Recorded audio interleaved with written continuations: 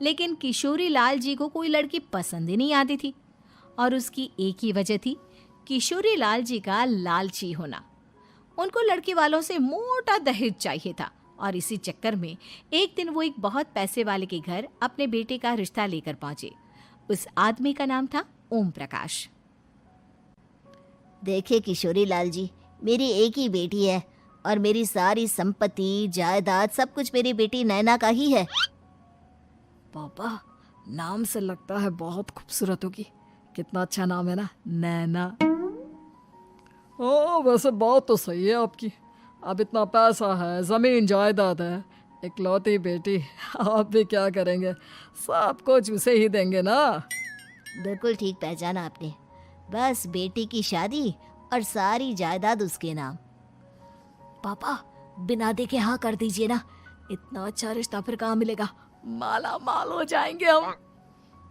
मैं अपनी बेटी को बुलाता हूँ। अरे नहीं नहीं नहीं नहीं, आपकी बेटी का नाम नैना है, सुनकर ही लगता है बहुत सुंदर होगी। रहने दीजिए अंकल, मैं तो आपकी बेटी के नाम से ही इतना खुश हो गया हूँ कि उसे बिना देखे शादी करने को तैयार हूँ। अब तो मैं उसका चेहरा सीधे शादी के बाद ही देखूंगा। और इस तरह राघव नैना का चेहरा नहीं देखता और उससे शादी कर लेता है। शादी के बाद अपनी सुहाग रात पर जब राघव नैना का घूंघट उठाकर देखता है तो नैना की आंखें बंद थी। कितने खूबसूरत हो तुम नैना, जरा अपनी आंखें खोलकर मेरी तरफ देखो तो सही। नहीं, मुझे शर्म आती है। अरे, मैंने तुम्हें शादी से पहले भी नहीं देखा, और अब अगर तुम आंखें खोलकर मुझे देखोगी भी नहीं तो मुझे अच्छा कैसे लगेगा? इससे पहले कि नैना अपनी आंखें खोलकर राघव की तरफ देखती, अचानक से लाइट चली गई और राघव नैना को पूरी तरह से देख भी नहीं पाया। अगली सुबह नैना राघव के लिए नाश्ता बनाकर लेकर आई। अरे ये क्या, आधा पराठा सेका हुआ है और आधा बिल्कुल कच्चा। ये तुमने क्या किया नैना? बहू, तुमने क्या आधा पराठा तवे से नीचे लटका कर रखा था, जो आधा सेका है और आधा कच्चा? मुझे जितना दिखेगा उतना ही तो सीखूंगी ना पापा जी। जहाँ जहाँ मुझे नजर आ रहा था वहाँ मैंने सीख लिया, जहाँ जहाँ नहीं दिखा वहाँ कच्चा रह गया होगा। इसका क्या मतलब है? ये कैसा मजाक कर रही है तुम? अरे बहू, तुमने इतना लंबा घूंघट क्यों लगाया हुआ है? देखो, हमारे घर में बहुओं को बेटी की तरह रखा जाता है, और फिर तुम तो इतना सारा माल लेकर आई हो। देखो, ये घूंघट डालकर रखने की कोई ज़रूरत नहीं है। हाँ नैना, पापा जी ठीक कह रहे हैं, तुम तो आराम से रहो, अपना ही घर समझो। नैना अचानक से अपना घूंघट उठा लेती है।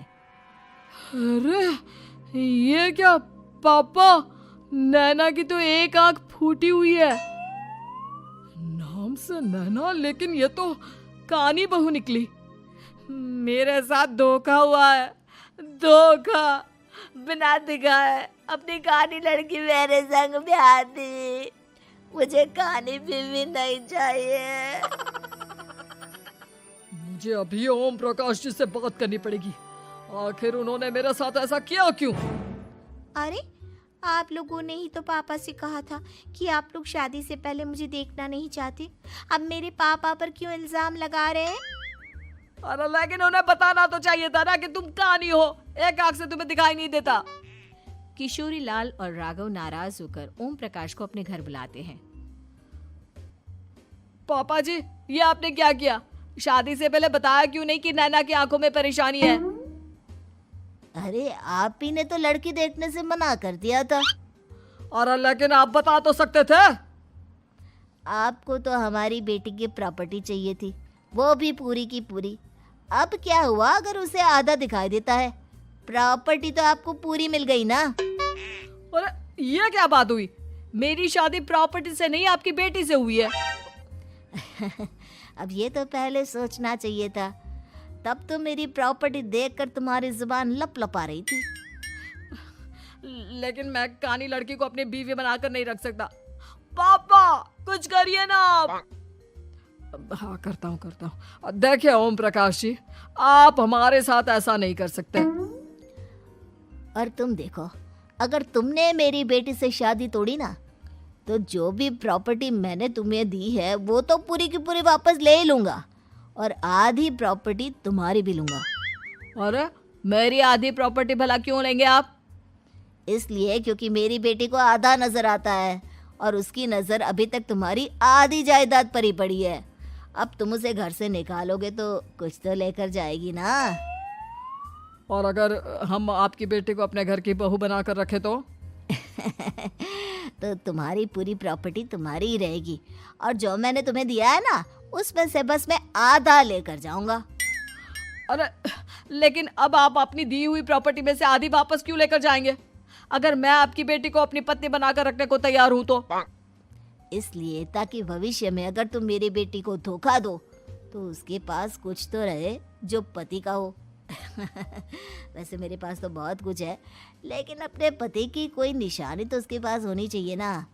अब अगर तुमने मेरी बेटी को कहानी कहा तो तुम्हें प्रॉपर्टी भी कहानी ही मिलेगी, पूरी नहीं। जमाए राजा।